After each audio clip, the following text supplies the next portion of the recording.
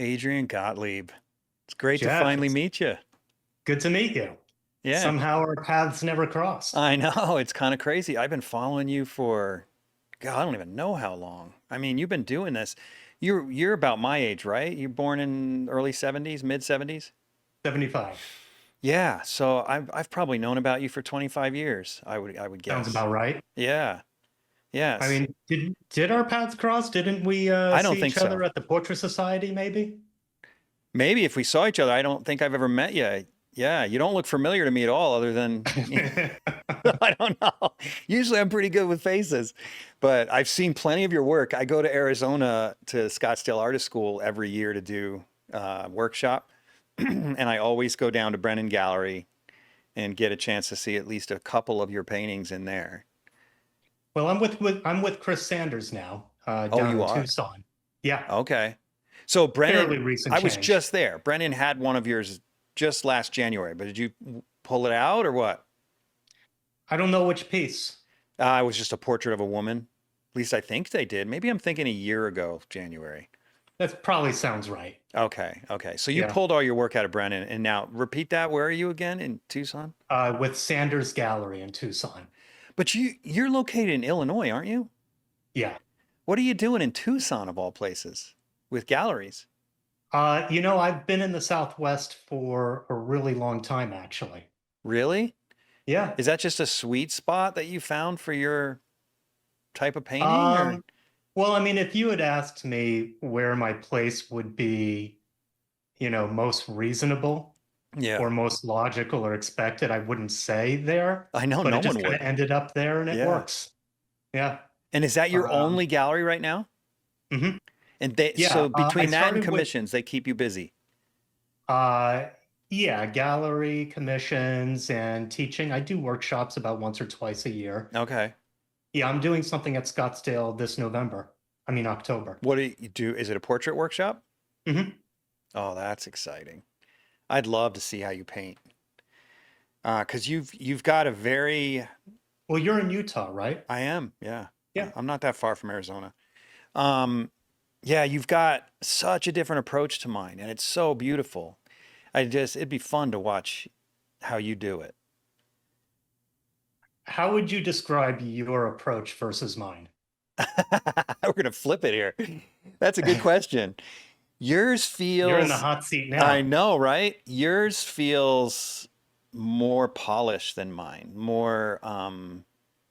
Yours feels to me. I mean, you can't be objective about your own work. It's hard to be objective, for me at least. Um, One man's polished is another man's really ragged and I unfinished. know exactly. So polish isn't the right word. The way you It's just okay. no. I want to talk about this 'cause I think it's interesting. So the way you turn the form and the things that you choose to leave sort of to imagination, which every good hmm painter should do sometimes at least, right? Are a little different than the choices that I make, but they work so beautifully. And I can't get out of my own skin. So sometimes I see painters like yourself, and I've just gotten to the point at 50, almost 52 now, where I'm just like, you know what? I just got to be me. But there was a time where I would have seen your work, if I had seen your work 25 years ago, where I could have seen myself getting obsessed with trying to paint with the same types of decisions that you make. That's how much I respect it.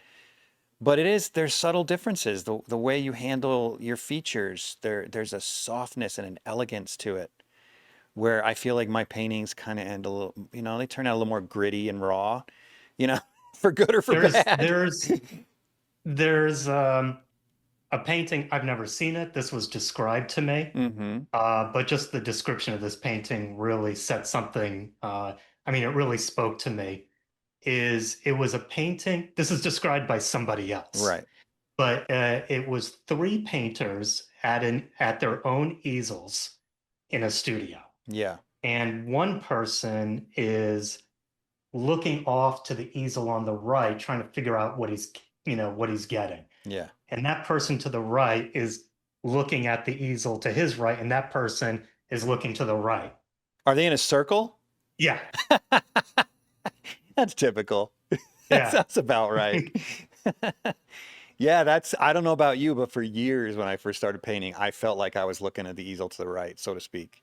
Just, So yeah. there's somebody with a super polished look who's looking off to the impressionist saying, "Man, I really wish I could loosen up." And the other artist is like, "I really wish I could get a more controlled level of finish." And Exactly. that is the story of painting. I know. Seriously. Seriously. So tell me a little bit about yourself. You're originally from Illinois? No, I'm actually from Vermont. Okay. Um, I grew up there, went to college for my illustration degree So you were in, always into art as a child and stuff. yeah, always. Always drawing. Yeah, there was never an engineering or accounting phase or Right. No medical dinosaur phase. phase? Didn't we all have a dinosaur Um, phase? I did want to be a dinosaur at some point, but that was a very long time That's ago. not exactly what I meant, but that's good. And that was a really long time ago. That was last week. Then so I got my illustration degree in Rochester. But midway through that, I found Charles Cecil Studios, Okay. and started doing the summer intensives. So I would, do my regular degree work during the regular year, fly off to Florence, and that was immediately where my heart was. So Hmm. I would say finishing out my degree was kind of obligatory, Yeah. but I was going to get out to Florence the moment the degree was over. What years And were you in Rochester? but then I eventually ended up with the Florence Academy. Right. What years were you Yeah. in Rochester? It was like early 90s, mid 90s? I want to say 95 to 99. Okay. So Yeah. back then, I mean, it's changing now, at least it seems to be from my perspective. But back then, you said it was this obligatory um, pressure to get it finished. I mean, Hmm. that's just how it was. I almost did the Sure same was. thing and Yeah. I dropped out on accident. How I did had, that happen? because I had a show. I went to the University of Utah. I had a show at the end of my quote unquote end of my senior year. Problem is, I still had one class to take to graduate.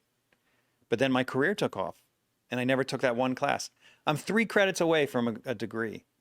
It's ridiculous. I never took it. I think that's completely okay. No, it's And I fine. I mean, say it that hasn't affected my career any, but it's kind of no, of course not. ridiculous. I mean, I say this with 2020 hindsight, Yeah, but the your college, your experience in college served the purpose that it needed to right. until it didn't. Exactly. Yeah. So sounds good to me. Yeah, no kidding. Yeah. Well, so how did you end up hearing about Cecil Studios? But man, I'm going back in time. Because this was Uh, when the internet was in its infancy, more or yeah, less. the internet was about 5 years old at that point. The internet that we know, because the Right. internet really started in like 1970 or Obviously. Yeah, 1980 yeah. something. But the internet you and I know started at around 1993. So this is information nobody needs. So moving forward, there was just some program um, in the art department. There was just something about study abroad in Florence on a bulletin board You're somewhere. kidding me. Yeah, Really? and it was just like a little like, you saw the people painting around the model at Charles, Studio's main student figure painting studio. And I was like, they are doing what I thought illustration was going to get me to. Hmm. So the whole Atelier Avenue uh, wasn't really known back then. It was a very niche thing. Mm-hmm. And so uh, the work I saw at Cecil was like, this is it. This is old master work. This is where I need to be. Yeah. So, What gave you and the that was guts it. to do it? Just pick up and go at that age. Well, yeah, I was pretty impulsive then. Yeah, I So, guess so. I mean, that's what you're supposed to do when you're young. You're supposed to make stupid, poorly planned decisions. Yeah. Well, it didn't work out to be so stupid after all, How right? else are you going to do it? Yeah. Yeah, no joke. You got to be a little bit crazy to be successful in a lot of careers, but particularly this one. Well, art is not a logical career to go into. Right. If you're going to go into something logical, it's not art. Yeah. Yeah. So you got to do it while you're young and stupid. Yeah. Well, that said, how has it gone? Um, it's going well, but I don't want to, tempt the fates because, as you know, it's a really up and down field. Yeah, Things are going well now. I might tell you differently next year. Who knows? I It's know. a pretty wild ride. Yeah. So you've been at this professionally 25 years, would you say, or so? Um, I kind of start the clock when I left the FAA. So that was around 2002. Oh, that's exactly the same year I start the clock. That's when I Yeah. left the U. Okay. So I mean, I was showing things in some galleries, from group shows, and there were a couple ARC, salon shows, things like that, Mm-hmm. back then. But yeah, I think the clock starts at 2002. That was Okay. when I moved out to LA. So why LA?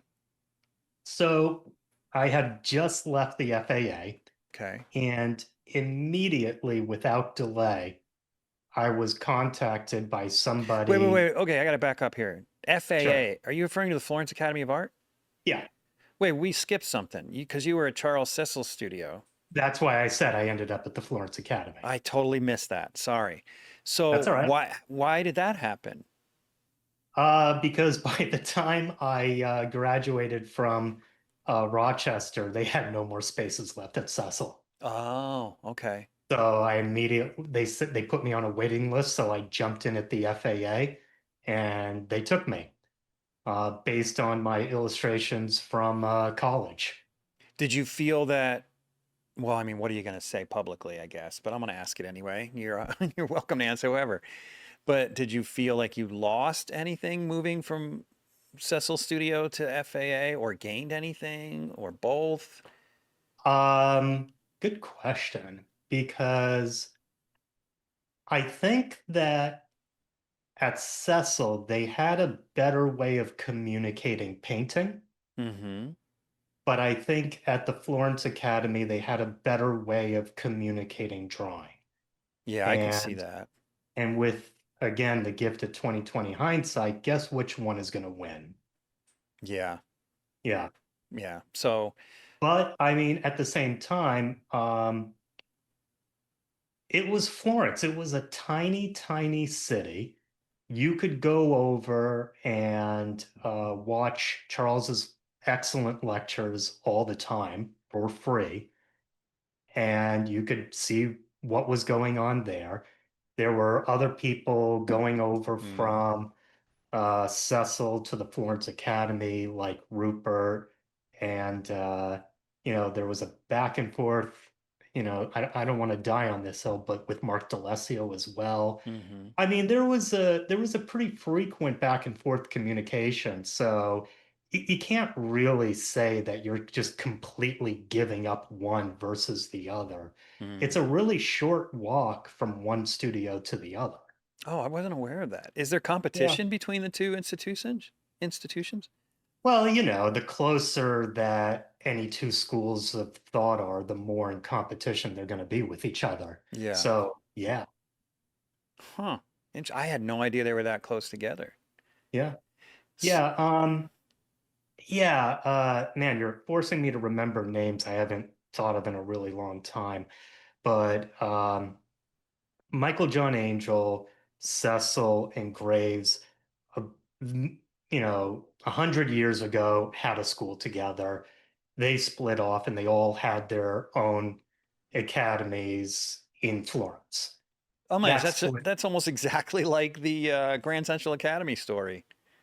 Oh, what is the story with that? Well, as far as I understand that, it started out with Water Street Atelier, Uh-huh. but then when Jacob Collins decided to do the Grand Central Academy, he brought in a couple other artists, Michael Grimaldi. I'm going to Right. forget a few of the other ones, but then there was sort of, I guess things weren't totally in sync, and they all kind of went their separate ways. And then Michael Grimaldi and a couple guys went and started their own thing, and Jacob did his thing, and now we've got several schools up in the Northeast. It's interesting how that happened all the way over in Italy too. Yeah. Um, yeah, it's crazy. Artists getting it into their head how things should be run and kind of splitting up. Yeah, we're kind of idealists, a lot of us. A little bit, maybe for good or for bad, I guess. Um, yeah, I think a school could split up over the director's disagreement of over how to light the model Yeah, in the main model room. People are gonna get very passionate about those things. yeah, yeah, no kidding. Well, okay, so sorry I cut you off earlier. That's We okay. were talking about your career starting in 2002, Mhm. and you were saying you left the FAA at that point. Do you remember where you were going Yeah, with that? and Yeah. they were just starting up the LAFA, Los Angeles Academy of Figurative Art. You've heard of that? Yeah, of course. Yeah, yeah, yeah. And well, they were just starting that, and they found my name through, I want to say ARC. Mm-hmm. And again, I'm going back a really long time, but they contacted me and said, "Hey, do you want to help? You want to come over here and help set up our instructional program?" That's quite a phone call. Yeah, and I thought, hell yeah.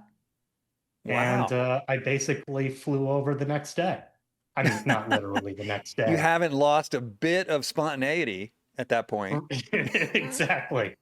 Holy And crap. thank God. And though I have to say that that was the biggest culture shock that I had ever experienced because, I went from um, Vermont to Florence, and I landed in Florence without speaking a word of Italian on a Sunday when everything was closed, coming, from the airport. And I had less culture shock then than I did when I landed in LA.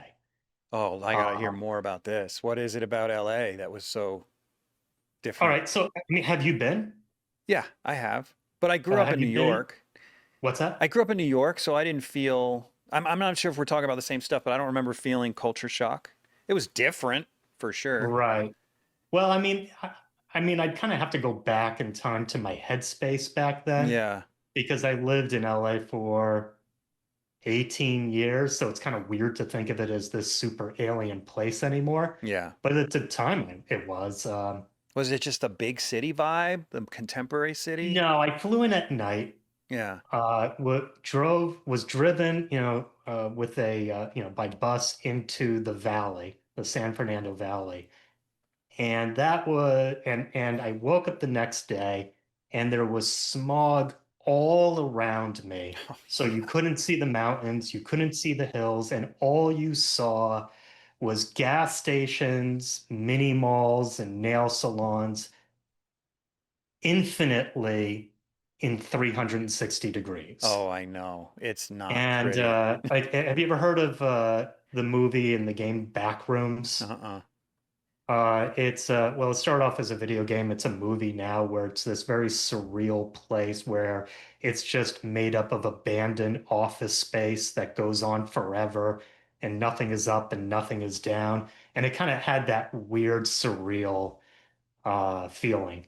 Yeah. But then the smog raised and it looked like a real place again. But um, it was a really different place. I think it was a really excellent move for me as an educator because we had the educators were like Charles Hugh, Kevin Chen, Sergio Sanchez. Hmm. Those were the big guys. And they had a much more hands-on educational approach than we had at the FAA. Mm-hmm. And it made me think, oh, this is how I need to communicate painting and drawing. Because it was much more direct. I felt much more coherent. At the FAA, there was a much more hands-off approach. Um, it did leave you free to develop yourself, and you were surrounded by the high Renaissance at all times. Mm-hmm. But I would have liked a more direct hands-on teaching style, and that was a very common approach in Los Angeles. Yeah. Yeah. So why did you end up leaving? Um, I got tired, man. I Just of tired of the teaching or tired of the culture? Tired of Los Angeles. Yeah. Yeah. Yeah, so a year and a half after I moved to LA, I had my studio in the school. Mm-hmm. And that studio, it was very generous of them to open up one of their big spaces for me. But, they need to make a buck and they had to open up my studio regularly to teaching, hosting other workshops. Oh, And I wanted my own space. yeah. So I went out. This was about a year and a half after joining LAFA to get my own space. And there was a warehouse that was being renovated in Old Frog Town that was near Dodger Stadium. The gas hadn't been hooked up yet, the water wasn't hooked up yet, and they just needed some people to move in. Hmm. And it was this really big downstairs um, studio space with almost north lighting and an upstairs loft space. Hmm. And I moved in right away. Uh, and that, met my needs for 18 years. But Jeez. uh, and it was great. Did a lot of good work there. But I'm Did you living in a eventually get warehouse. gas and water? Eventually, Did you, when you moved eventually. in, did you, I guess you're in LA, so climate control is not a huge deal. But did you have any climate control in there when you moved in? What we had was something called a swamp cooler. Oh yeah, we have that in Utah. Yeah. Okay, well, it was that. That's And funny well, how it you was said really that. good. A What swamp was really cooler. useful about that Yeah. is when you're teaching a workshop and there are 8 to 12 people in your class and everyone's got a jar of mineral spirits open, Hmm. you've got to ventilate that air fast, and a Mm-hmm. swamp cooler will do that. Oh, interesting. Better than Yeah, an air it'll conditioner? recycle the air in a minute. Oh, wasn't aware of that. That's interesting. Hmm. Yeah, that's a dry climate thing. We've got them all. I've got one on my house, swamp cooler. Right. So, all right. So why back to Illinois, of all Well, places? not back to Illinois, but Back meaning back east. Yeah, right. right. We wanted a home. We So wanted a you're house. married now. I'm married. When did you get married, and is that a significant part of your art journey?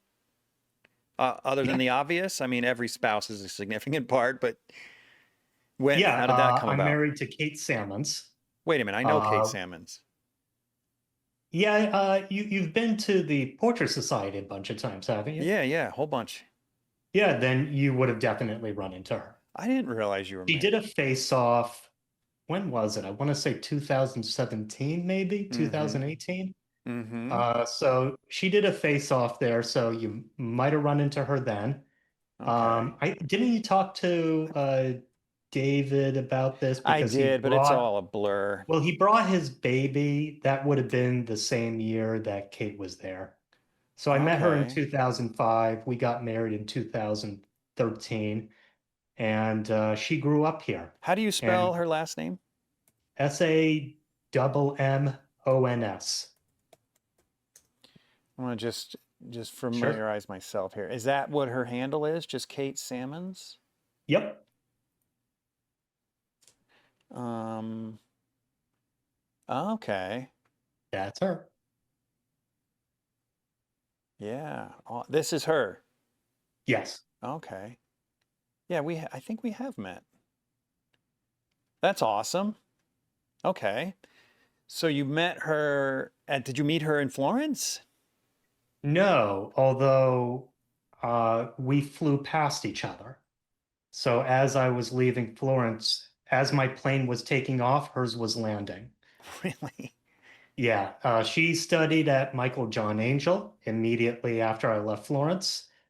I think she was there for a couple years, and then she studied with Nelson Shanks, Wow.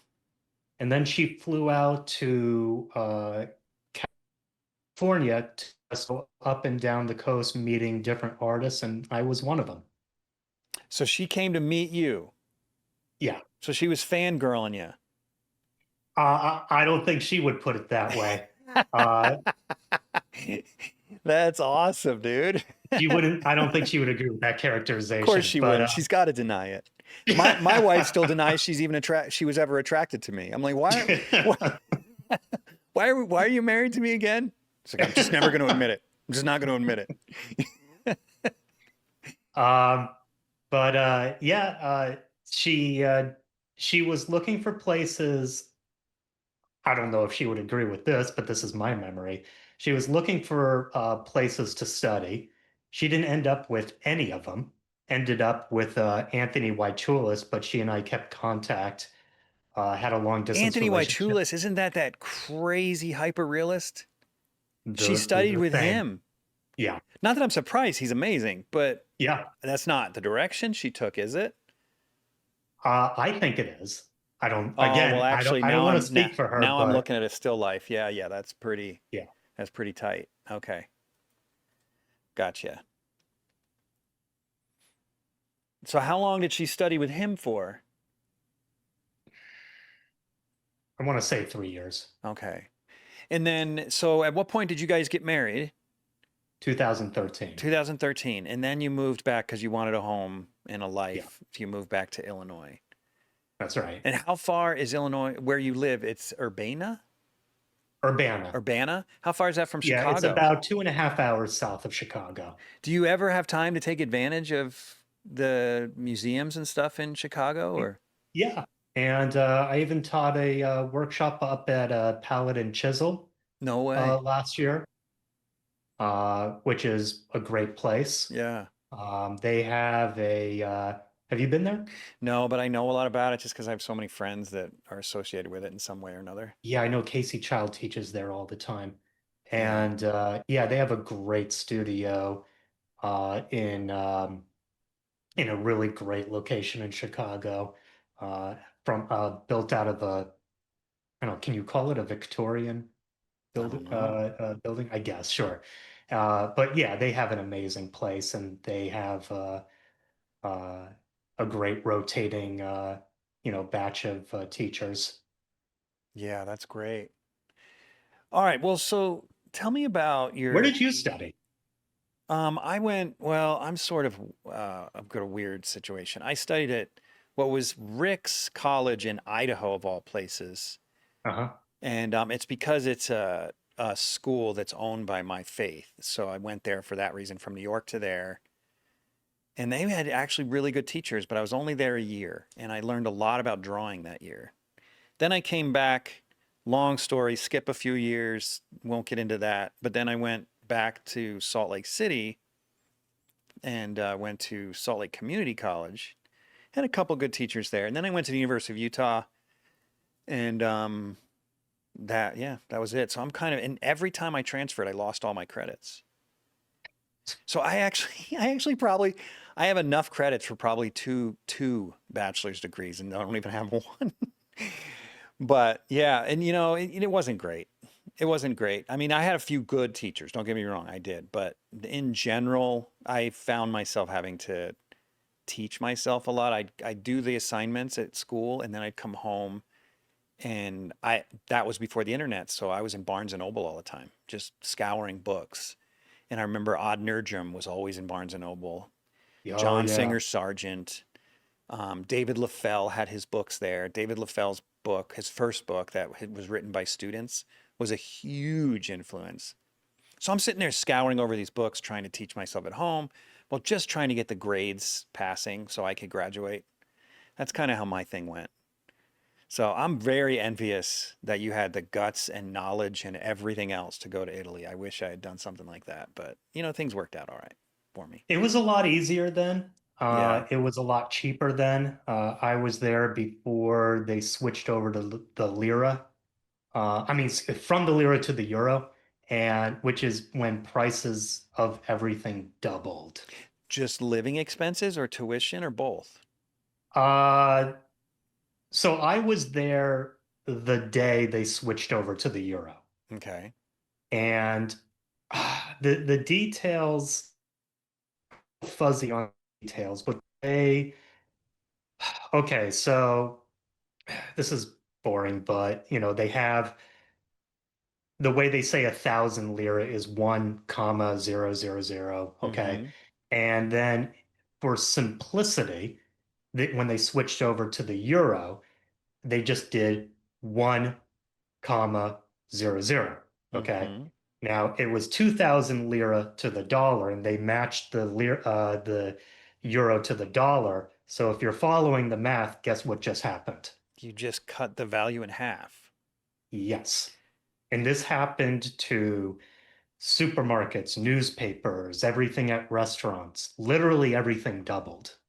Oh, geez. From my experience, I don't know if you could say the same for homes and banking or stuff like that, but just my experience on the ground, they did that thing where it's like, hey, remember when this was 1,000 lira? Well, now it's 1 euro. See, the numbers are still easy. Um, Mm, and that's that sneaky. made things really difficult for future students. Yeah. I Foreign got in. students in particular. What's For that? foreign students, I'm assuming. Yeah, Yeah. absolutely. So you had a very uh, things got a lot more intense for visiting students at that point. Really? Did it create a lot of stress in the studio?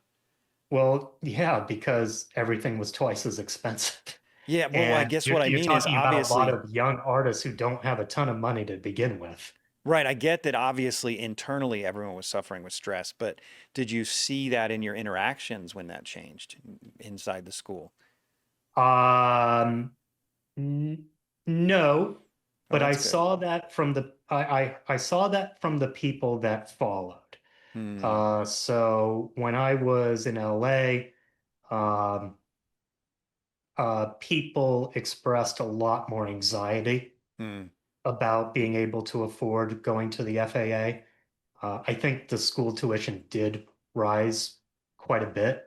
Hmm. Uh, so yeah, I think things did get a lot more Geez, I stressful. wonder what it is I knew now. people who took out loans, Oh, like that's scary. they took out loans much as you would take out a loan for a college or university, with kind of the same resulting debt. It got Except kind of it's crazy. probably not an education loan, so it's probably a higher interest loan. Bank loans, Oh, dude, that is bank risky to loans. go into debt to study painting of all things. Well, I mean, I guess when you think about it, is it any riskier than getting, just a loan for college anyway? Anymore? No, but in our generation, yeah. I mean, But it was definitely riskier than when I went, for yeah, sure. yeah, because when we were young, if you go to college, it's like you're gonna get a job. Nowadays, you're gonna hand your job over to AI and good luck. I mean, I don't know. It's a scary time right now as a parent. I don't know if you have kids, but as a parent, I'm like, forget I got three adult kids and I'm just taking it one day at a time, wondering how things are gonna go for them, you know? Have them learn coding. Yeah, seriously. Have them be the ones building the AI, and that's gonna be only people Well, left that was working. that was a joke because the AI does the coding Oh, it now. does the coding too. Yeah, and I knew it that was up actually. until it was up until 2 years ago that parents were like, just learn coding. Oh yeah, or graphic design or whatever. Illustration. My parents would always tell me, "Be an illustrator, don't be an artist." And I'm like, I wouldn't have a job right now if I was an illustrator. Right. Yeah, you never know. Yeah. Times change. All right. Well, so now are you working out of your home? Do you have a studio outside of the home? Yeah, I have right here is the small studio. This is more of an office space. This is where I do small paintings. I have, the small model stand behind me, and I do online workshops here. And then I have a larger room somewhere else in the house where I do my larger paintings, which I'm also working on right now. So, yeah, the shape of things change, but I still have quite a bit of space. That's great. You've got two studios in the same house? Yeah, I would, it's a different flavor, but it works. That's amazing. And Yeah. is the main reason so you can keep the kind of professional look for the online classes, or is there another reason for, or is it lighting? What is it? This space right here is much easier to control for things like Oh, lighting and online workshops. It's easier to set up cameras, gotcha. um, just all that stuff. Okay. My computer gear is all set up here. Um, if I need to edit video, I can do that here. In the larger room, everything is much more mobile. It's a lot more chaotic. Yeah. So, I mean, this is more like the more office-y studio. Yeah. Whereas I see you have behind you My the really actual large studio. space right now. Yeah, I just have the one. I mean, there's a bunch of rooms in it. I own a building that's my studio, so there's a lot of rooms in it. Oh, that's cool. But I'm yeah. I'm I'm increasing the window so I can see your space a little because your window Yeah. is Well, very, so very small. that's Oh, that's cool. I'll give you my let me see. So That's cool. that painting right there is actually not the end of the studio. It still goes back 100 more feet.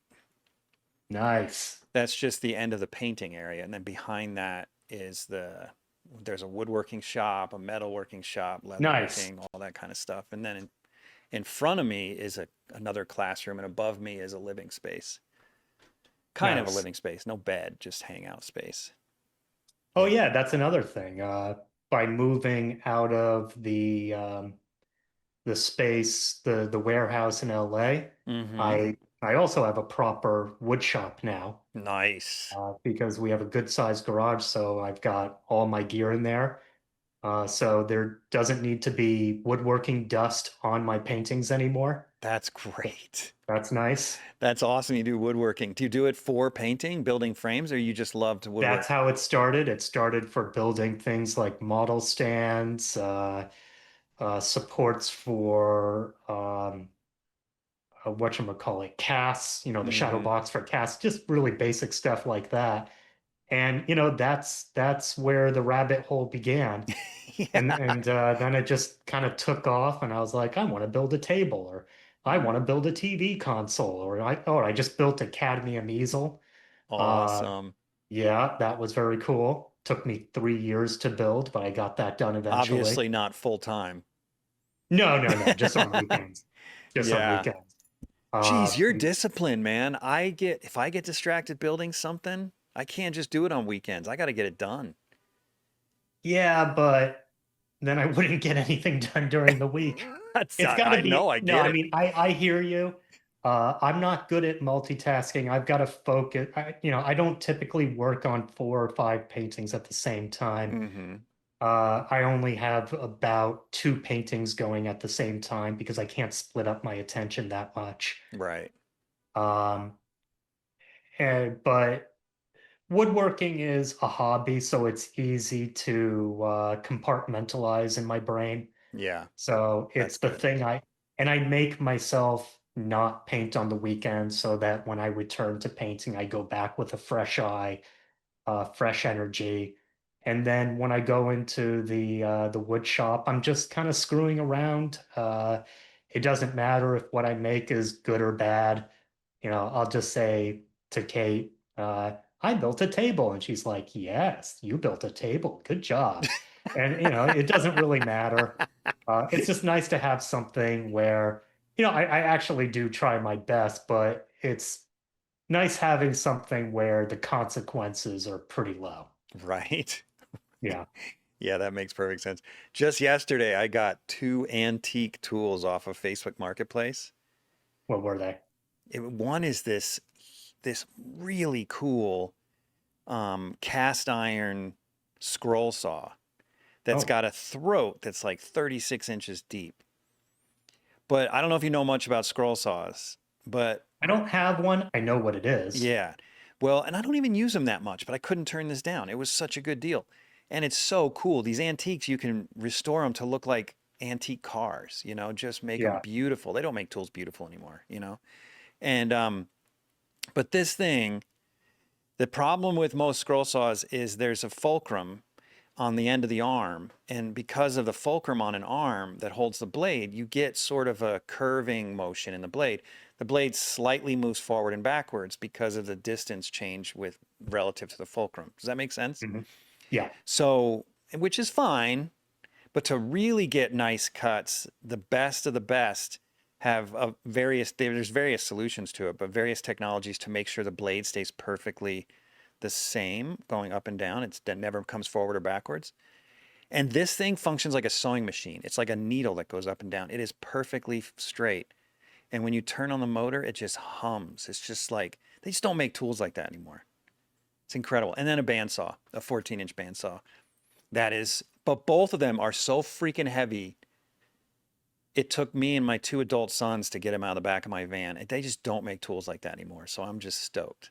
I can't wait to I go have home an and just look I at have them. an old joint. I have an old jointer like that. I had to restore it. Took a bunch of people to move it. So yeah, What I kind of get it. joiner was it? It's what is it? I think it's an old T50 Powermatic Oh, jointer. It's a little guy. It's a 6 inch okay. wide, but it's kind of long, 4 feet long or 5 feet long. Yeah. Uh, but it took a lot of work to get it, to work really well. Yeah. Uh, Powermatic's a but good brand. it is. It is. Yeah. Yeah, that's awesome. Yeah. Well, okay, so let's start talking about your art. Yeah. While we're here. Yeah. All right, let's see. I'm going to pull up your page here. What's Are you better? looking at Instagram? I'm going to either whatever you prefer, Instagram, your website, or both. So right now I'm on your website. What's Oh, better, okay. Instagram Let or me your go website? to my website then. Nope. Hope it still works because I've been getting a lot of error messages in my email It lately. seems to be Okay. working fine on my Okay, end. no, it seems to be working. Yeah, all right. So I'm clicking on available. Oh my gosh, this is insane, dude. You see what I'm looking at, right? If you're on the available, yeah. Yeah, no, I mean, you Not should. totally Wait, you should comprehensive. I need see. to. Oh, did I screw up again? You should see my screen. Have you not seen me this whole time? Oh, no, no, I've been looking. I just, my Oh, head okay. is over here because I loaded up my website and I didn't even see that you were doing the same on Oh, your end. okay. Yeah, yeah, yeah. I Okay, got it so on now I'm your. going to look over here again. I've made that mistake before where I have forgot to make it so that you could see the screen. So I was just asking. This painting is nuts, dude. It's so beautiful. Thanks. That's Oh, the warm-up act. you got a bigger one going? Yeah. Is it bigger in the sense because this is life size already, right? That's actually larger than life size. So bigger in the sense that more bodies and more. So, okay, so the one you're looking at right now is larger than life size, which is something I've never done before. I've never, we were always warned not to make things larger than life. What's the word? Colossal, Yeah. larger than life, because there was You a get to this weird bizarre. uncanny valley Yeah, thing. exactly. That's exactly the way I would describe it because you're not normally, I mean, typically, if something is larger than life size, you are right up against it. Right. And so all of your personal space is kind of removed. So it's a little weird. Also, I've never painted anything larger than life. So it was very odd to paint. Something doesn't mentally quite click, the process. Uh, so, I mean, I think I got there in the end, but it Yeah, was a you really did. bizarre process. This episode is brought to you in part by Rosemary Brushes. If you're one of my listeners who's a professional artist, you're already using Rosemary brushes. But for the rest of you, come on. Take your work a little more seriously. Stop buying the other brands. It's just not worth it. Every now and then you may get lucky and buy a good brush from another brand, but Use the brand that professionals like myself are using. Go to rosemaryandco.com, link in the description or the show notes, and get yourself some quality brushes before your next painting. Well, plus turning the forms, the way you paint skin, you have these incredible subtle form. The way you model the form, it's so subtle. When you make it bigger, now you've got to pull that transition even further without it feeling blotchy and uneven. And Well, what I'm working on now is the that, but with all the figures. In other words, you have their portraits, the whole enchilada, really, and yeah, and that uh, I I did that photo shoot quite a few years ago, and did you actually set these people up together, or did you? yeah, Dang, that's yeah, wild. yeah, and had to light them. I mean, it was a big photo shoot. There were about 6 models in there. Jeez, Um, how'd you find 6 women comfortable with this? um, it was Los Angeles, man. The kinds of models we had, they had very open minds. They Yeah, that were, makes sense. no, I mean, that sounds almost diminutive. I don't really mean it No, that because way. it's I just mean respectable, that but they were very open to working with artist vision. You know, they gave artists a wide latitude, and they were like, okay, this is interesting. Let's see where this goes. And so they were I'm just very happy that they did that for me.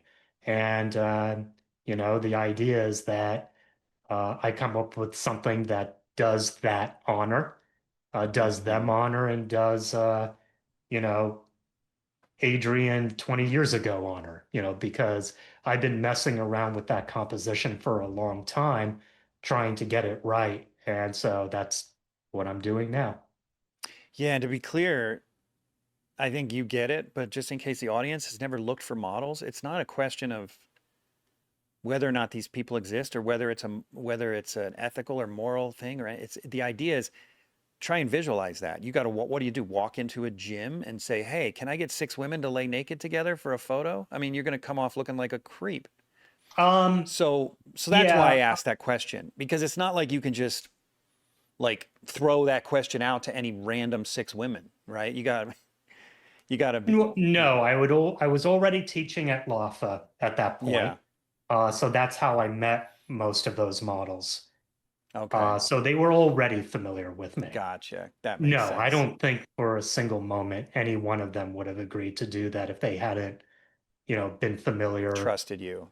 I- Yeah, if they didn't already have experience working with me. Yeah, yeah. Um, it is really hard finding models, as everyone knows. Mm-hmm.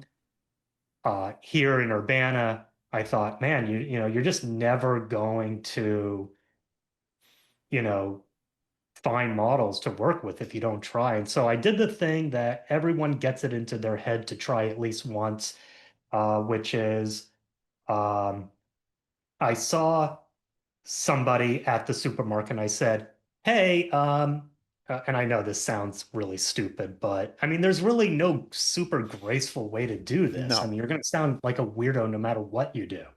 As I said, I'm a portrait painter. I'd really love to paint you. Here's my Instagram page. If you'd like to pose for me, here's my card. And I thought like, well, that's got to be the least weird I agree. way I could possibly go about something that is inherently a weird thing. Mm-hmm. And she was very polite. She says, "Oh yeah, I'll check it out." And then she didn't contact me again. So I was like, "Well, I tried." Well, anyway, dude, I want to ask you how much this is. I'll ask you after the show but I'm sure I can't afford it. But I would kill for this painting. It's so Thanks. beautiful. Well, that's in Tucson right now at Chris Oh, Sanders. dang it, it's at a gallery. Yeah, I like buying from the artist. I want the artist to have all the money. But okay, let's see. All right, go back to available works. I gotta update this. God, these are gorgeous. Y- Sanders has more work Do you than paint this. your wife a lot? Is this your wife Um, both times? No, or two different women. What's that? These two Asian women, not your wife? Neither of those are Kate. Okay. I don't Um, know her face that well yet. uh, Kate does not like to pose. She would like to work.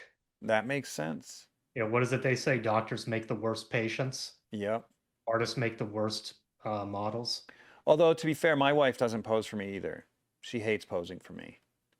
And I don't she's blame not her. an artist. She's just I remember when we were dating, I remember saying to her, "Oh, it'll be so romantic. I'll paint you every now and then. I'll keep a record of us together." And she did it like once, and she was itchy. She was itchy constantly, and as soon she holds still for like 3 minutes, and all of a sudden, everything on her body itches. She cannot Yeah, do it for longer, and she's like, "I'm done with this, Jeff. I'm done." 30 years for later, sure.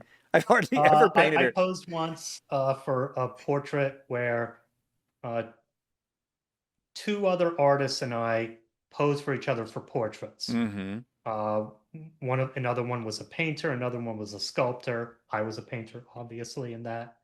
And we took turns posing for each other. And when it was my turn to pose, I don't think time ever moved so slowly. It's hard work, man. Yeah. I don't So I like it mean, either. Ugh. I actually respect what they do. Mm-hmm. And that's not even factoring in um, any physical discomfort from the pose, but just sitting there as your brain devours itself. I Oh, can't I do it. know. I know. It's tough. The only I've sat for a portrait once in a chair, and Uh-huh. that was okay. But then I tried to stand for something one time, and I wanted to die. Oh, forget it. I wanted to die. I feel bad Yeah. for any model. They deserve to be paid well.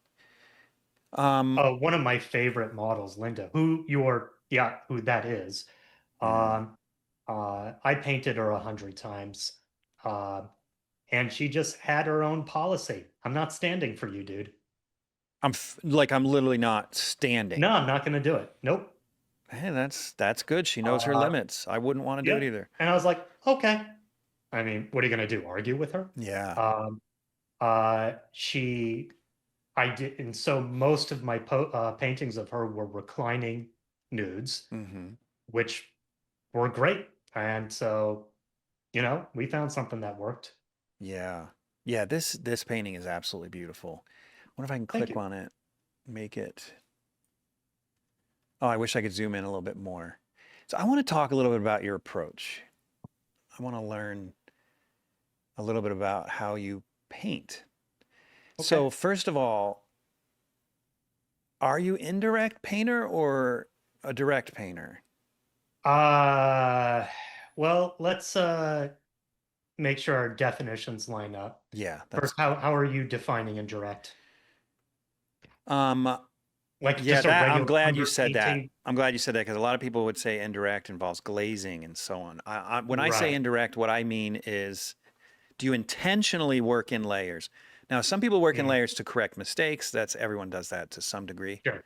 Yeah. But I'm saying, do you plan your layers accordingly so as to create a certain effect that you can't get if you just did it a la prima? No, I used to though. Really? Yeah, and I eventually decided that that was a detour. In what It, it, way? so a really long time ago, I worked in something called a Verdaccio method. Okay. This is I didn't understand color as well back then, but the idea was you work in with a series of greens and pinks, so that greens were your midtones, pinks were your lights, because I really misunderstood at that time how color behaved on form. Okay. Uh, and so you could still get a cool effect, but it wasn't what I would consider like super realistic. It wasn't, uh, a scientifically, loyal production of a reproduction of how color works.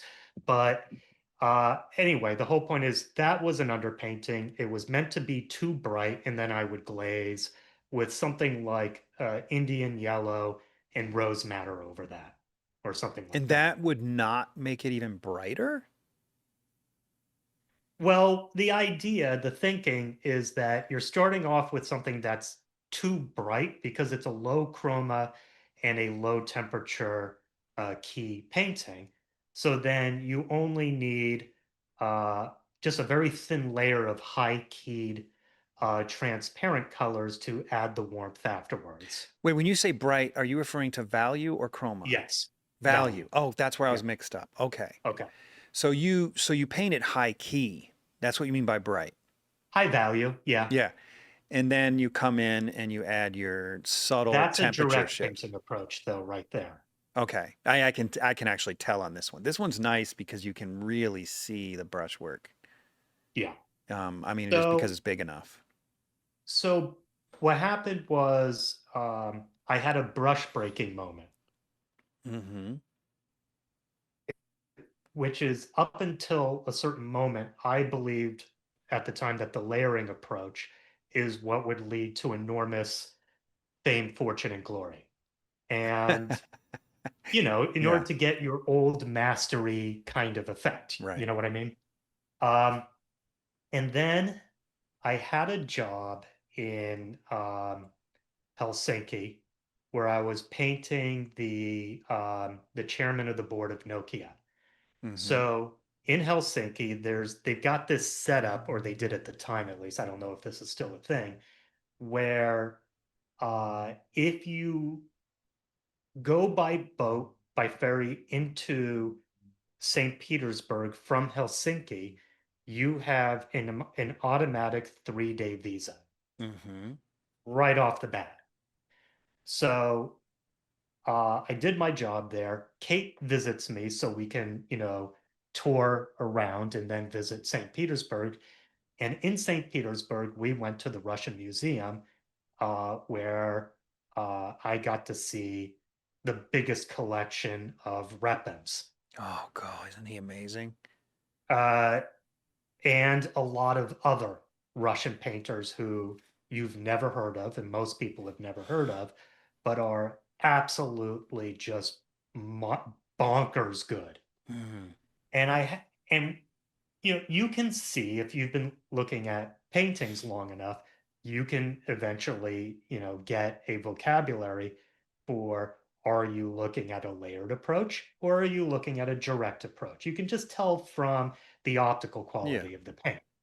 And that's why it's really surprising to see a sergeant in person, because if you just look at reproductions, they all have this real alla prima quality.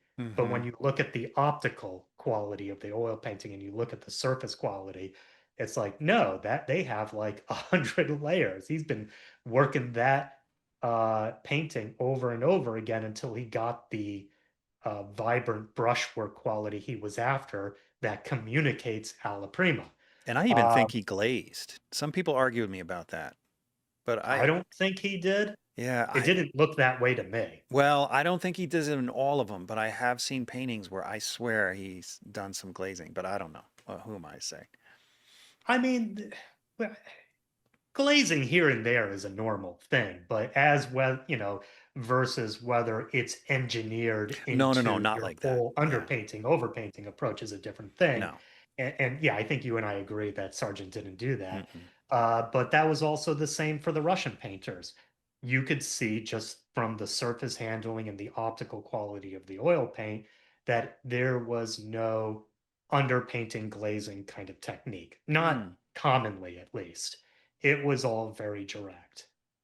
And there was more pathos and more authenticity in just 1 square inch of painting than all of the paint layering could get you in your entire career. And Wow. yeah, and so that really was a course redirect for me, where Was I that said, scary a little bit? Like to all of a sudden feel like, oh man, when I get home, I got to completely reinvent myself? not 100% because we were technically trained to do direct painting at the FAA anyway. Okay. But it did get me off of the course of pursuing glazing and scumbling, Mm, engineered as a part of the whole process. right. And I just did away with it and I got rid of it. How smooth of a And transition was that? well, like I said, I already had the beginning So steps not anyway. rough at all. So instead, I just kind of redirected the course more towards that, towards making that better and better, Mm-hmm. and just abandoning the whole underpainting thing altogether. Yeah. I still glaze, but As like I said, needed. It's not, as needed. yeah. Exactly, exactly. So with this particular painting, one of the things that I think is lovely about your paintings and different than mine is that your flesh tones, and this is, and just to be clear, when I say different than mine, this is what makes me interested in people. Because I don't want to look in the mirror my whole life, metaphorically or literally, right? So I mean that as a compliment. You're different than me. Ooh, I'm excited. But is that your flesh tones are beautifully simple. You know, they're not monochromatic, but they're also not loud and obnoxious. They're very subtle. And I'm curious about your palette. You know, I know a certain color palette. It's kind of my pet peeve, honestly, as in a workshop. Don't ask me what colors I'm using. It's just red, blue, and yellow, right? I get that. Which red, blue, and yellow, Jeff? Exactly. There's always a follow-up. Tell me the secret. Tell me the secret yellow you use. Exactly. But are you, this is the question I have for you. I don't care about your specific colors, right? But Right. are you fairly limited in your palette? And do you lean more toward earth tones or more chromatic colors? In your general, in out of the tube, not literally in the painting, I can tell Sure. it's not chromatic. But out of the tube, are you working with chromatic colors? Are you working with earth tones, something in the middle? I use the best Zorn palette colors that I can find. What does that So that mean? I don't get so it. that's lead white, yellow ochre, Oh, you mean the best vermilion. quality? No, I know the Yeah, Zorn palette, but you mean the best quality. yeah, the most chromatic and deepest colors I can find, so they pack the most punch. Okay. So you're looking for a chromatic yellow ochre Well, or a chromatic black? what I mean by that is if you just get any yellow ochre, you're going to get some that are a lot muddier than others. If you use genuine Cinnabar vermilion, it's incredibly low chroma, and I think it's gray. I think it You don't sucks like it? personally. I hate it. So are you using Um, a synthetic yeah, I'm vermilion? just using a CAD red, Oh, something you that don't use gets me. vermilion, you use cad red. Yeah, I just use vermilion as shorthand because I just grew up, Okay. in the academy thinking of it as vermilion, and that's just burnt into my vocabulary. Okay. Well, because I actually Um, use Rembrandt vermilion. Well, I use various brands of vermilion at this point, but it's pretty chromatic. It looks like an orange, but it's not that cinnabar stuff you're talking about. right. Yeah. The stuff I use is it kind of changes. The Williamsburg Cad Vermilion is a little more orangey, and the stuff by Blue Ridge, which is the cadmium vermilion, I think that's actually the name. Mm. That'll hit the darks in a much richer red way. It just depends on the project. But then I'll add um, uh, Windsor and Newton, Alizarin Crimson Permanent to get you know, your lake red, and then I'll add Hansa yellow for your pure yellow, and then olive green, and that's pretty. Oh, and cobalt blue, and that's pretty much my palette. Cobalt blue. Yeah, What is it about cobalt blue that you find so useful? cobalt blue would be the blue that you would add if the Zorn palette had a blue. Really? Yeah, it's a Zorn friendly blue. Because it's So you can not super vibrant or chromatic? Is that why? Yeah, it mixes very naturally with your skin tones. Oh, I've So never used cobalt blue that way. yeah, it's super, super natural. It's an easy way of getting to your blues and your skin tones without it taking over and getting weird. No joke. As you know, like you would if you were using a Prussian blue or an ultramarine blue or a manganese blue. Cobalt's supernatural. I'm gonna have to give that a try. I mean, I have it in my palette, but I've never tried it in flesh. Yeah, it doesn't take over and give a weird look at all. That's what I like about it. Does it have a lower tinting strength than, say, ultramarine, which is my go-to?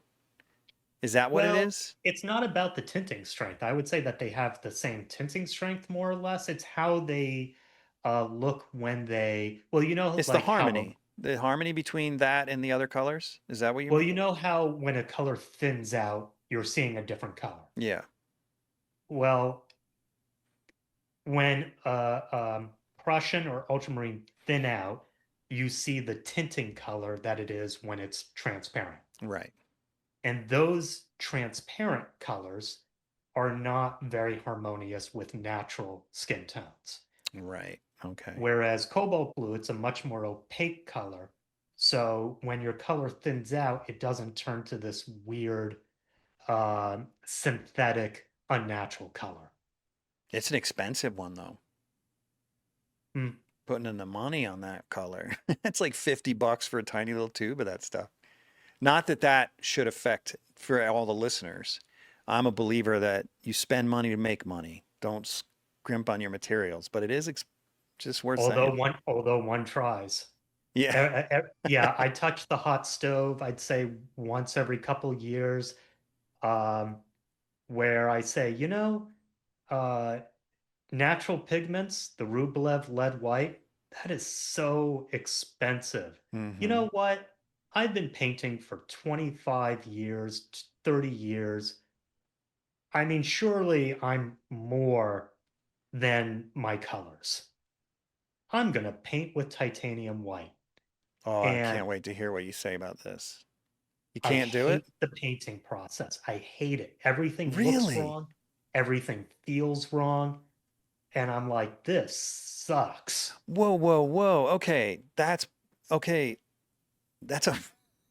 So then I That threw me for a try, loop right there because I feel the exact opposite. Man, when I pull out, really? yeah, when I get that Rublev stuff, nothing wrong. The brand is amazing. The paint's amazing. I get it. But because I'm not used to that ropey, thick kind of That's quality, real lead white, man. no, That's how I it's know. supposed to be. I know. But if you're not used to it, it goes the other direction. It's like, oh, and I did a workshop years ago in South Carolina. It doesn't matter. I did a workshop years ago and I forgot my white. Who forgets their white? And I paint thick, so I could go through a lot of paint in a week. Uh-huh. And, but in this case, I forgot it. So someone had a Rublev titanium or, lead white, Yeah. right? Dude, for one portrait, I went through an entire 250 milliliter tube of lead white. I've been doing Jeff's online mentorship program for about a year now, and it is awesome. Everything is online, super streamlined. If you can be there, I mean, you have the ability to talk to him once a week and he can review your work and help you. If you can't be there, it's pre-recorded. You can go back and even re-watch things if you missed something during class or couldn't be there. So the online portion of it is almost better than real life because you can always go back to it, which is awesome. The demos are recorded. It's just like all available whenever you need it. And I'm a stay-at-home mom of 4 and my time is limited and it's also very interrupted. And so to be able to go back has been clutch for me. And you get to work with Jeff HEIN, who's awesome. He's tough. The assignments are simple, but difficult, and they're difficult to make us all better. And he's able to give us these assignments, coach us through it, help us stay excited to progress. And so it's just been a great experience. I am so grateful that he has been willing to take time away from his own art to offer all of us to have it. So if you're thinking about doing it, it's amazing. To learn more about how you could have me as a personal mentor, check out the link to HEINatelier.com in the show notes or video description.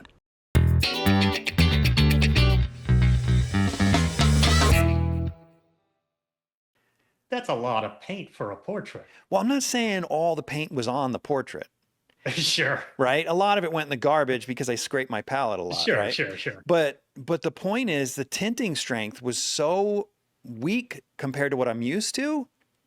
I couldn't get enough white. I just kept adding white, adding white, adding white. I'm so used to the tinting strength of titanium Right.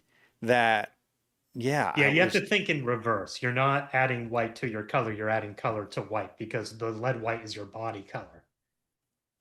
that's a really, I'm glad you said that. That's really Yeah. interesting. Okay.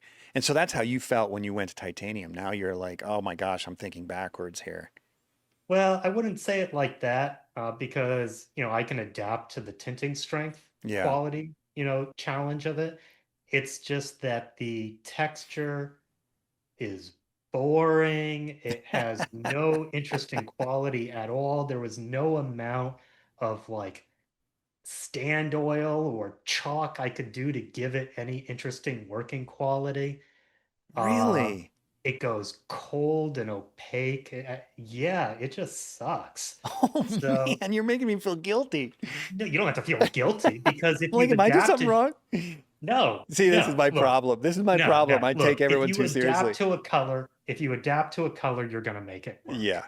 No, I do okay That's with all there is to titanium. it. I do okay with Yeah, it, but I go through the same thing every couple years, maybe not every couple years. I'd probably say every 5 years to a decade. I yeah. start going through this thing in my head like maybe I need to completely switch everything up. Maybe I need to go to lead white. Maybe I need to go to earth colors. Maybe I need to and it's this whole cycle I go through. And sometimes I actually listen to those thoughts. But generally I regret it because it becomes chaos after that. You know. Well, if you're going to pursue the old masterly textural build-up quality, it's kind of hard to get around the whole lead white angle. Yeah. Hmm. Interesting. So it's built up. Okay, let me ask you this. So you clearly are working from or exploiting the properties of oil paint that I think are what make it magical. And that's the way you transition from opaque to transparent as you move into the darks, right? Correct me if I say anything wrong, but I'm assuming you're thinking about that by looking at your paintings. Wait, say that again? When I look at your paintings in person, it seems obvious to me, but like I said, correct me if I'm wrong, that you take a lot or put a lot of thought into your relationships between opacity and transparency, making Right, sure that you have a good transition from opaque to transparent as you move into the shadows, right, right? So, okay. right. Now, if that is your goal, why not use the most opaque white available to you in order to maximize that length between maximally transparent and maximally opaque? Because lead white is opaque enough. You mean, oh, okay. But It it's good. does the job. Also, it's more than just the opacity or the transparency of the paint. It's the texture. Yeah, You get an optical opacity simply by virtue of something being more built up and textured, right. which is Okay. why your shadows are flat, your background is flat, Right. relative to your main foreground, and then your lights are chunkier. And you're trying to do this alla prima too, more or Uh, less. I mean, Alla Prima, I mean, when we think about Alla Prima, we think about doing something all at once in one day, 2 days max. It's just more direct painting. I think Are that's you the window painting, like finishing a head one day, shoulders the next? no, I can't think like that. Okay. So you're definitely painting So in layers, but you're painting direct every layer. yeah, so rather than seeing, so the way that I work is maybe more sequential alla prima, Yeah. which is where the first layer, I'm just laying down colors, chunks of brutal color. Mm-hmm. And the idea, or at least the intention, is that every color is accurate for what I'm putting down. Like the intention is that it is the last and final color that I put down. Obviously, it doesn't work out that way, but I'm saying that's the intent. Mm-hmm. and then and that's for the whole painting. Mm-hmm. And so the underpainting is going to look pretty brutal because there are no nice transitions in the underpainting. Mm-hmm. Um, it's just laying down like, okay, here's this block, here's this block, here's this block.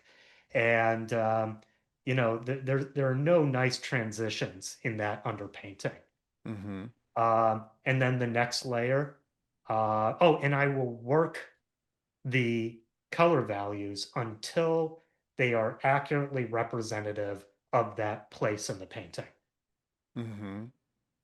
And then when I feel like, the whole painting is mapped out right, then I'll go into, you know, a much nicer level of finish.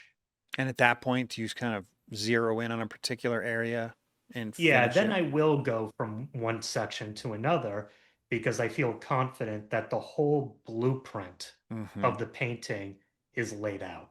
Yeah, actually, we paint a lot more similar than I thought. You Yeah, described my process. It's just our brushstrokes are different. yeah. Um, yeah. I think that when you get down to it, all oil painting techniques can basically be broken down into two techniques: Mm-hmm. uh, massing and direct. Mm-hmm. And so if you look at oh my God, I'm having, like if you were, if you look at the Richard Schmidt school, that would be the massing, where you Okay. create a large tonal mass and build into it. Oh, that's And not what I then expected that to mean. Okay.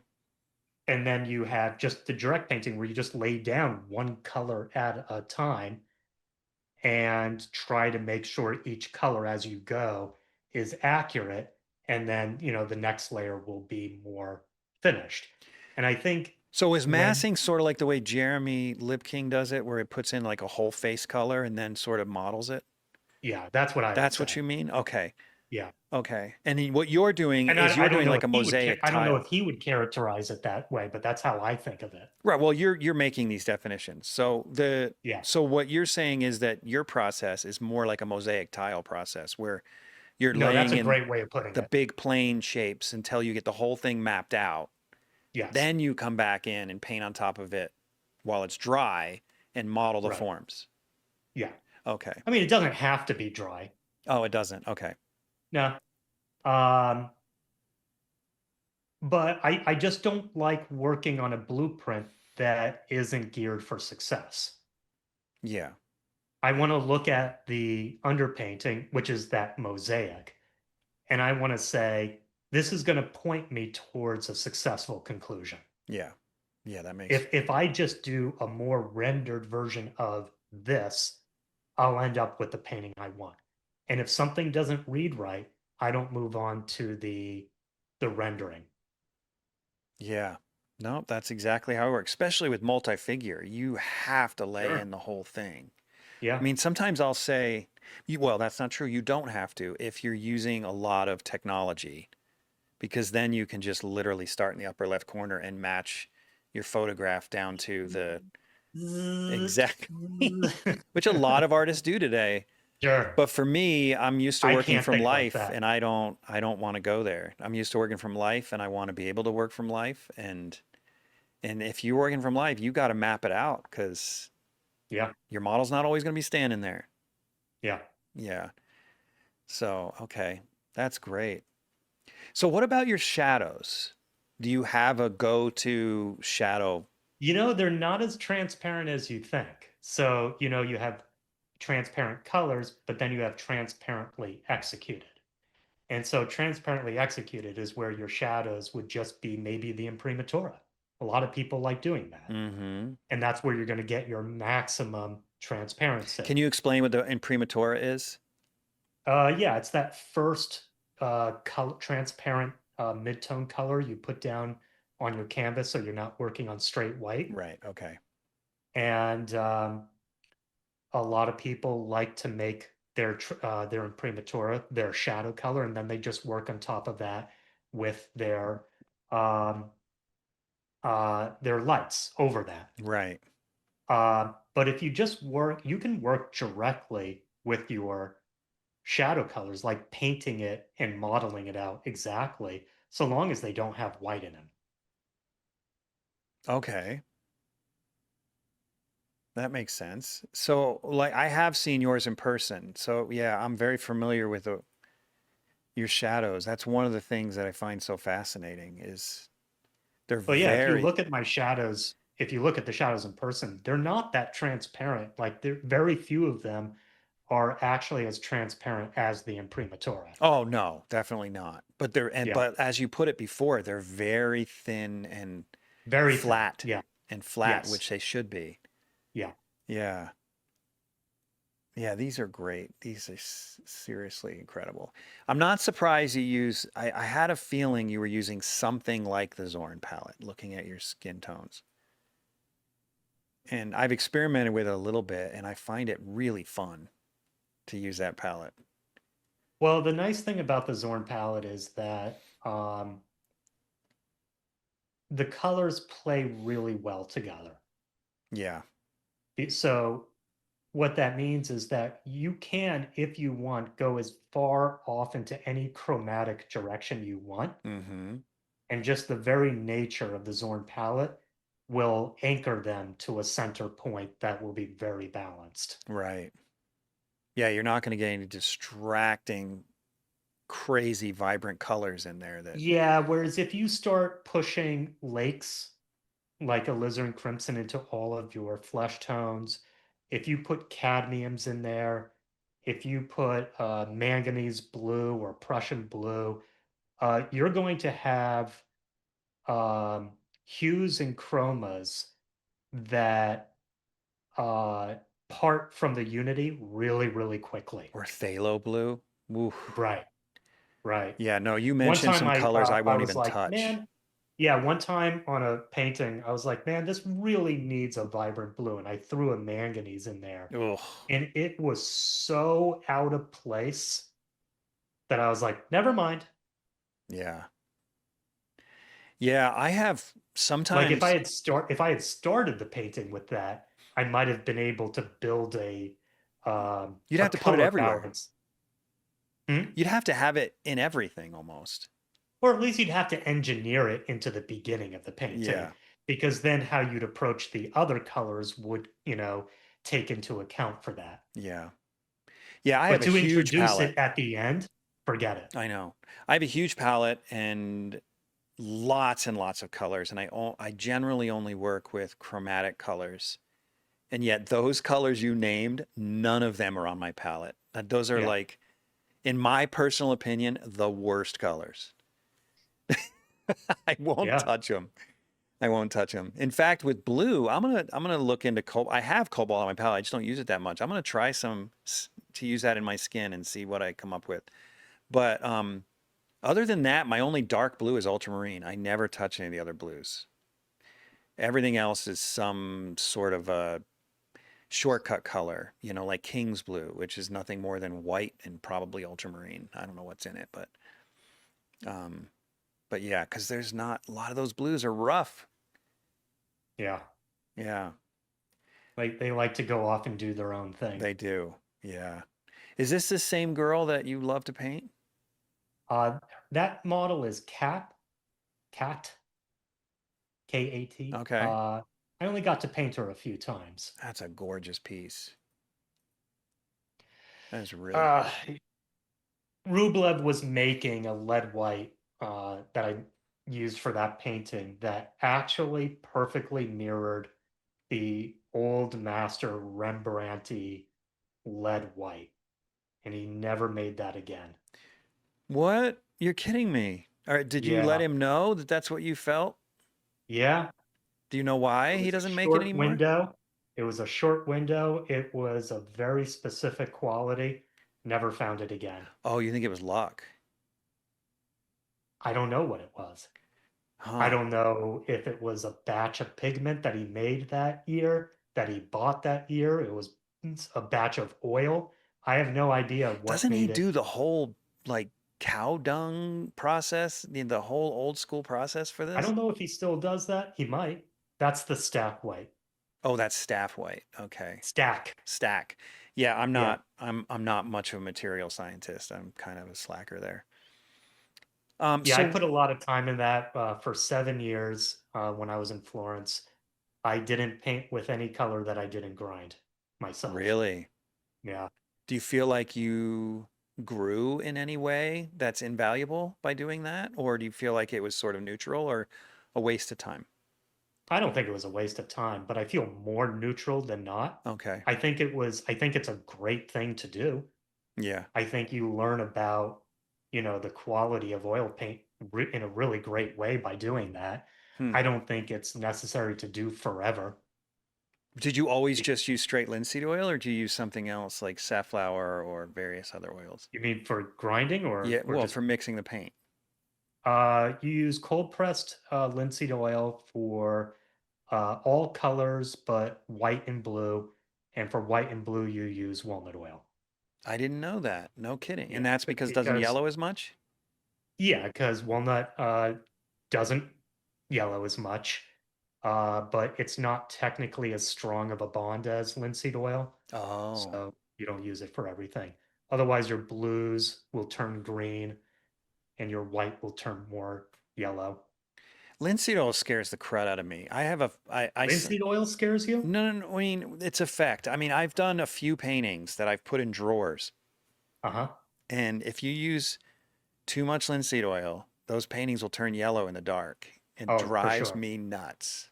For sure. Doesn't happen very often, but I always, ever since noticing that 20 years ago, I've been really careful to not overdo it with linseed oil, my mediums and so on, because it can really yellow a painting. Sure does. Yeah. Now I had a question for you. It was about color, and now I forgot. Okay, commission work. Tell me about this. How do you separate your time out between gallery work and commission work? And go ahead, answer that Um, first. I got a follow up though. Answer that first. Yeah, yeah. I was going to ask another question, but I'll just use it as a follow up. Um, I take the commissions as they come. Oh, okay. So you don't have like a set schedule. I need this much time for gallery time, this much time for commissions. No. No? Okay. I think that the best way that I put it is that I plan out my time so that don't end up going down a rabbit hole. Because I can easily lose a sense of time when I'm Yeah. painting Yeah. and end up spending way longer on a piece than I really am. So I have to be really conscious about that. Um, Something that happened like 25 years ago. It's a pretty ridiculous story, but it happened. Which is I did have a figure commission, and I was working on a painting for 3 months. And I said Oof. to the model, "Yeah, we've been at this for a month, right?" Yeah. And she looked at me like I'd lost my mind. Wait, you had And her posing, was it daily for three no, months? not every day, but Okay. I mean, I just had you know, no frame of reference. Dude, that's my everyday. Entire Right, years go by and it feels like a week. right. Well, I because of just that one incident, I just know that I'm capable of doing that. Yeah. And so I tell myself, all right, you have this amount of time to do this amount of time to do this amount of time to do this, you know, um, because you know that you can spend so much time on a painting that you lose all sense of perspective. Mm-hmm. And you're just like, well, I'm just one day is the same as the next. Mm-hmm. And you'll find yourself just, and at the end of that rabbit hole, this is as bad as it can get, is you're just reworking the same passage over and over. Mm. That's as bad as it can get. Right. And something that kind of knocked something loose for me, it was another painting where I started photographing the painting at the end of the day Mm-hmm. because I didn't know this at the time, but the design wasn't working. And so I was putting the onus for the painting not working onto my colors or the paint handling. Mm-hmm. And odds are, if your painting is driving you nuts that much, guess what? It's about the design. That's Mm-hmm. that's what's killing you. Oh Not my even the gosh. drawing. You only had to learn that lesson once? I've learned I that learned lesson it. 100 times. Well, no, Yeah, but I've not learned it 100 times. here's what crystallized it for Yeah. me. Here's what crystallized it. I took a picture at the end of every day, Yeah.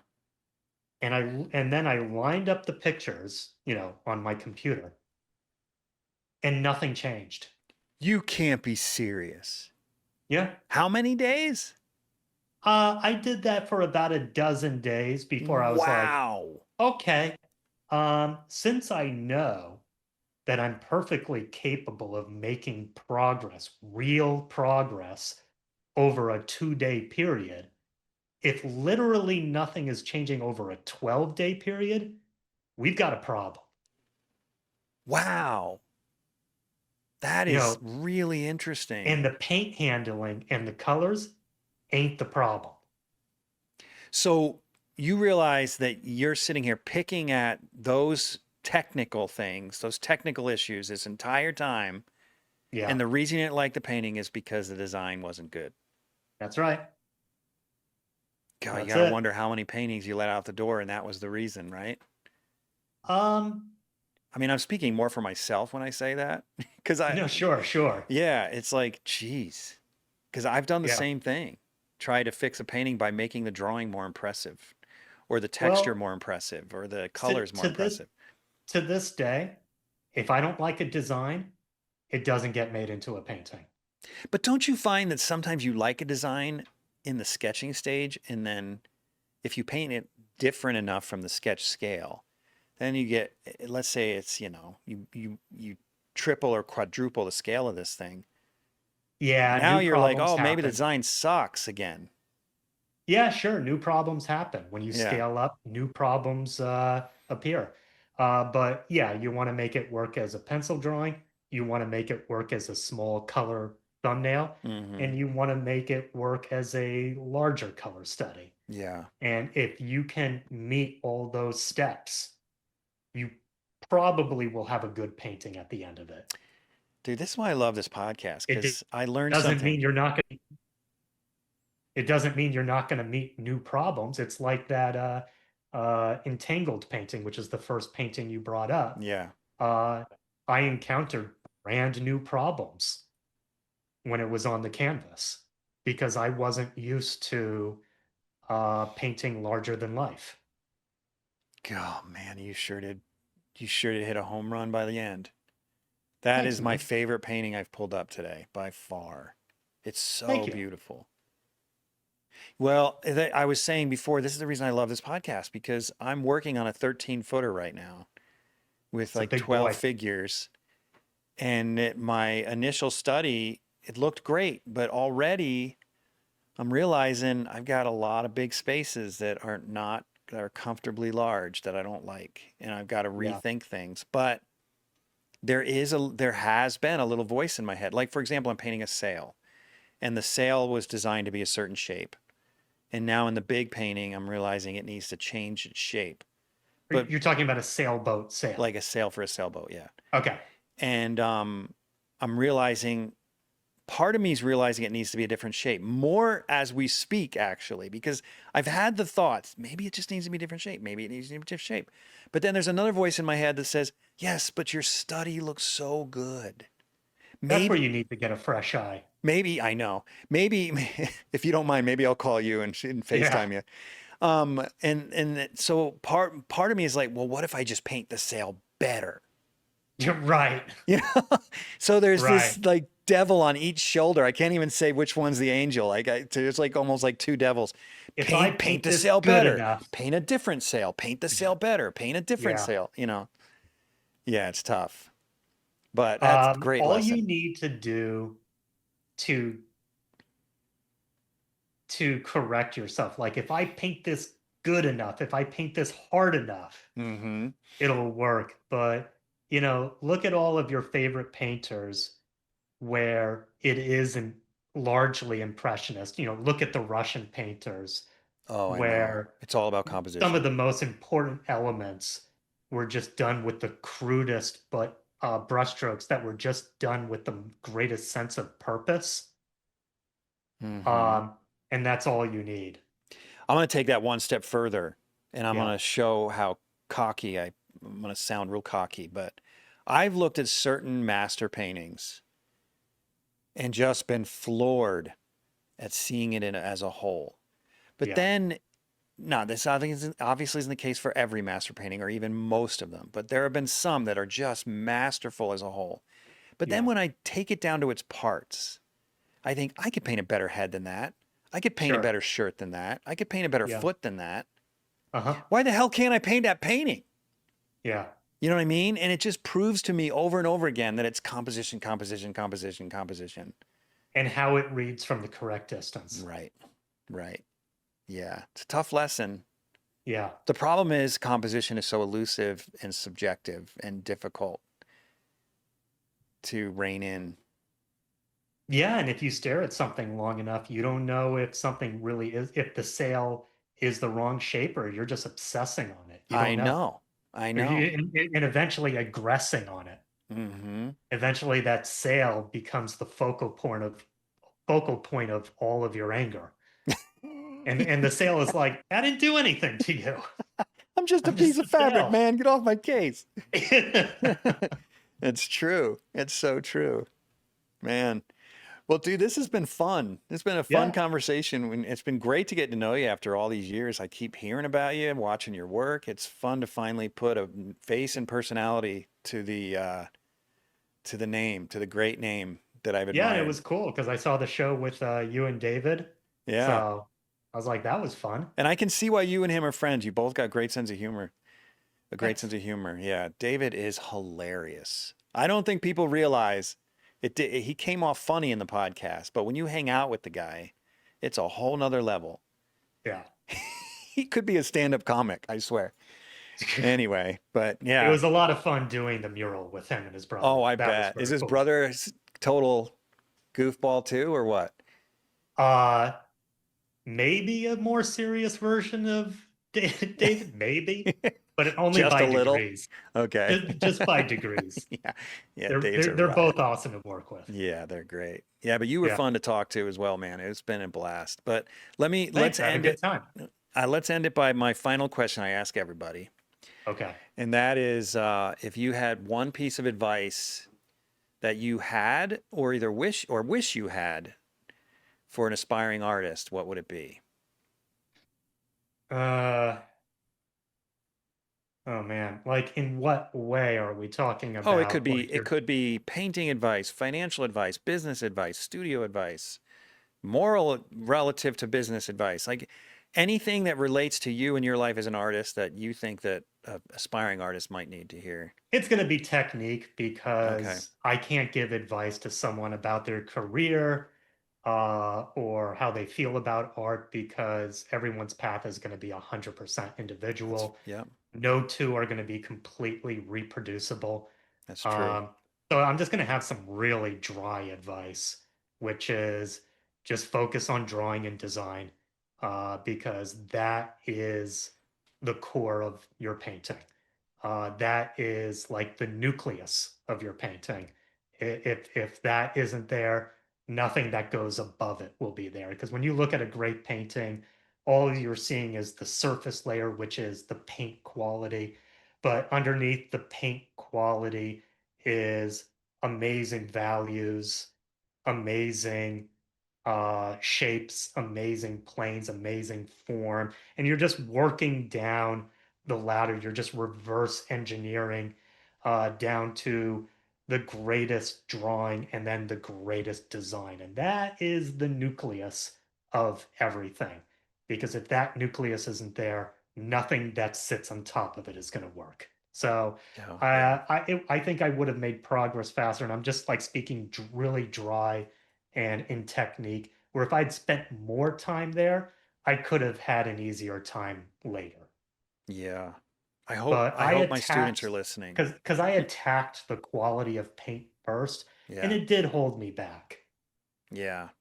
I was lucky because I had so many distractions between I went on a mission, then I had cancer, blah, blah, blah. So I kept drawing, Yeah.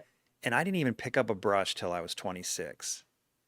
And I tell my students this all the time because by the time I picked up a brush, I drew well enough, and I would say quite well, that I learned painting so fast. I mean, I still got a lot to learn, but it's just this tiny little step. It's like if drawing is 1 to 9, painting is just 9 to 10. I mean, it's not, it's like you said, it's just well, you didn't say this, but to me, it's like the icing on the cake, but you got to get that cake right. But I agree with that. Yeah.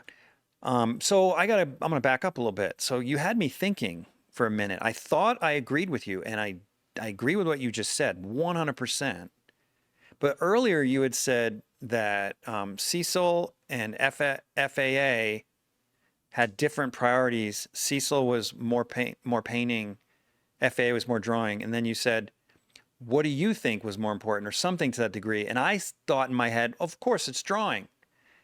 So is that what you were thinking at the time when you said that? Do you remember? Were you thinking drawing is the thing that's most valuable at that time when Oh you yeah, made that for comment? sure. Okay. For sure. Because it's funny, when you were speaking for probably 30 seconds after you made that statement, I thought, wait, maybe there's something about painting that I'm missing here. So I wanted to back up and just reiterate that we were on the same page, but I wasn't 100% sure where you were going with that. So drawing is the core. You're right. You're right about that. Design is the core. That's true. That's true. Because if you build a bad drawing on top of a good design, you actually stand a chance. So you would say if there was a hierarchy in painting, it's design, drawing, painting. Design, drawing, painting, yeah. Yeah. Because a design drawing, and drawing would be like your accuracy, Right. your anatomy, your planes, your forms, and then you're working into transition, which you can still do with a pencil or a piece of charcoal. Um, and you can work out your values with those. Um, and then color is just all the way at the end of the hierarchy. Yeah. Yeah, but design at the front. But you can do an excellent drawing, and if you put it on a bad design, you're still going to have a bad work of art. Yeah. That's great. You know, an interesting analogy I just came up with. I've taken the whole summer basically to redo my whole backyard. I'm building a wood shop, my Nice. own fence, pavers, new concrete retaining wall. It's been a nightmare because we're having a heat wave that you wouldn't freaking believe. Like 110 most days Nice. for 3 Excellent. freaking weeks, dude. And we're out there building a shed, but I can't afford premium materials. You know, I can afford pretty good materials. But my shop that I'm building, I'm super proud of it. For given what my resources are, obviously I can only do so much with my resources, but given what my resources are, I'm using similar materials to every garage in the neighborhood. But I've really I literally 5 years ago started designing this wood shop. And even though the materials are the same, the craftsmanship's the same, my shop, I'm going to toot my own horn here, is going to be so much nicer than the average garage around my neighborhood, because I thought for 5 years about designing every little thing, even though it's the same materials, similar craftsmanship. Man, it makes such a difference. Just the little Yeah. things, So it's not just painting. When you mean designing your wood shop, are you talking about like the feng shui of where things go? Like, what do you mean? No, I'm building it from the ground up. So like the shape of the roof, it's got a curved Oh, I roof, see. the shape of all the detail trim, the shape of everything, the curves. And you said this is going to be your wood shop or your I your studio? have a wood shop already at my studio. So this is going to be your studio. No, I'm gonna have 2 wood shops. Okay. So I have a wood shop in the back of my studio, and then now I'm gonna have one at home. So my home is 2 miles from here. So the reason why is because I never work on my house I'm good with my hands. My studio is always in mint condition because I have a shop right here. But at home, my wife's like, you need to fix our bathroom. You need to fix this. You need to fix that. I'm like, by the time I get all my tools home on a weekend, I got to turn around and bring them all back. It takes me 4 hours to pack up my van with my tools, bring them home, and then 4 hours to pack it up again and bring it back. So finally, after 20 years Buy a living in this second set of house, tools. exactly. After 20 years of living in this house, I'm done. I'm like, I'm just going to have 2 wood shops. Yep. So I've been designing it for, I mean, it didn't take me 5 years to design, but I've been thinking about it for 5 years. But it's just, that's what's on my brain. And it just reminds me again, whether it's painting, sculpture, architecture, whatever it is, doesn't matter. I mean, it matters that you're a good craftsmanship, but without the design, you're going to fail. Yeah. Yeah. So anyway, man, great to get to know you. And I'll be reaching out to Kate at some point. I'd love to get her on too at some point. Sure. But, and then, I'll pass it by her. yeah, that'd be awesome. But stay on. I want to talk to you for a minute privately. But thanks again. Sure. It was great having you. Have a good one. Thanks, Jeff. Thanks for tuning in to the Undraped Artist Podcast. If you enjoyed it, subscribe. And if you could, leave a comment or review. That really helps the channel. Please share the show with your friends, and if you're feeling generous, consider a monthly donation at theundrapedartist.com. Thanks again for watching. We'll see you next week.